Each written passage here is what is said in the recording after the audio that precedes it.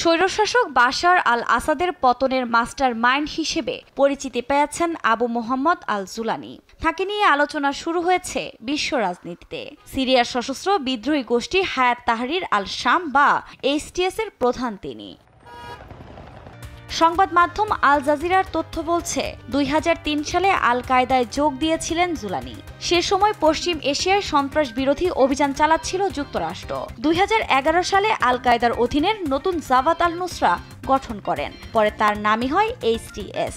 আল কায়দায় থাকার সময় ISIS প্রধান আবু বকর আল বাগদাদির সঙ্গেও কাজ করেছেন এ নেতা। 2022 সালে সিরিয়ায় আমেরিকান বাহিনীর হাতে নিহত হন বাগদাদি। তার আগে 2013 সালেই বাগদাদির সঙ্গে সব সম্পর্ক ছিন্ন করেছিলেন জুলানি। এমনকি তার বিরুদ্ধে লড়াইও চালিয়েছিলেন যখন বাগদাদি নুসরা ফ্রন্টের প্রধান হওয়ার চেষ্টা করেছিলেন। জুলানিকে 2018 সালে যুক্তরাষ্ট্র সন্ত্রাসবাদী বলে আখ্যা দেয়। তার মাথার দাম ধার্য করেছিল $1 কোটি।